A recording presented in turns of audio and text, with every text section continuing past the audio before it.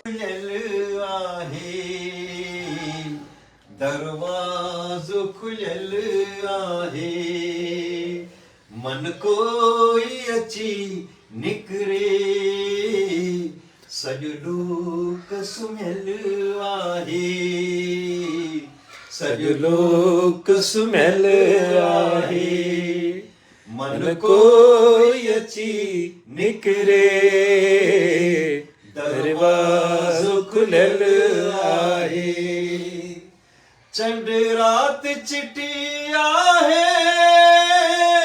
ककरियूं बि वसी हलियूं, चंड रात चिटी आहे, ककरियूं बि वसी हलियूं, हर बात बणियल आहे, हर बात बणियल आहे, मन कोई अची निकिरे, दरवाज़ो खुलियल आहे। दिल ख़ाम ख़यालीअ में अखिड़ियुनि खे दुतारे पई, दिल ख़ाम ख़यालीअ में अखिड़ियुनि खे दुतारे पई, हुन तेरियल आहे, हुन तेरियल आहे, मन कोई अची निकिरे, दरवाज़ो खुलियल आहे। सब प्यार करे चुक तू, पूरियूं सी सभई पोथियूं, सब प्यार करे चुक तू, पूरियूं सी सभई पोथियूं, मन हुन में अड़ियल आहे, मन हुन में अड़ियल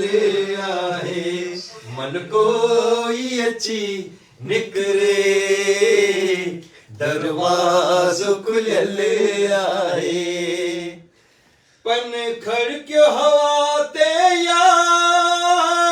को सांत भरो सुडको, पन खड़कियो हवा ते या को सांत भरो सुडको, कोरू हरियल आहे, कोरू हरियल आहे, मन कोई अची निकिरे, दरवाज़ो खुलियल आहे। हिन वक्त जे प्याले में मध पंहिंजी हयातीअ जो, हिन वक्त जे प्याले में मध पंहिंजी हयातीअ जो, बाकी की बचल आहे, बाकी की बचल आहे, मन कोई अची निकिरे,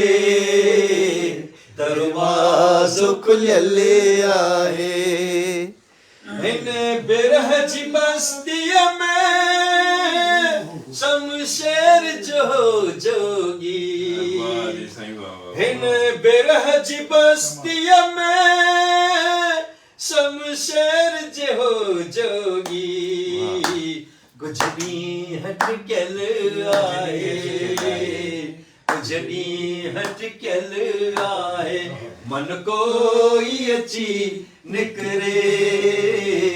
दरवाज़ो खुलियल आहे, दरवाज़ो खुलियल आहे, मन कोई अची निकिरे, सॼो लोक सुम्हियल आहे,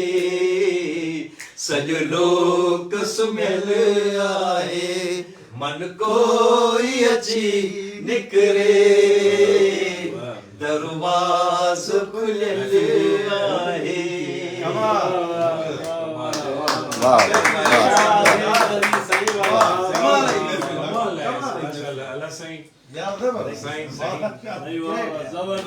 ऑनलाइन वरी समाज जी वरी असांखे ॿुधायो अज़ीज़ साहब। मोहबतूं आहिनि सच पुछो त दिलि जो हिकिड़ो रूह केतिरो दरवाज़ो खुलियल आहे हमेशह हिन मैसेज जे ज़रिए दोस्तनि यारनि खे इहो रिक्वेस्ट कंदासीं त असां हीअ जेके असांजा आर्टिस्ट आहिनि हीअ जेके असांजा सिंध जा मिसकीन ऐं सुठा आर्टिस्ट आहिनि मिसकीन पर सुठा आर्टिस्ट आहिनि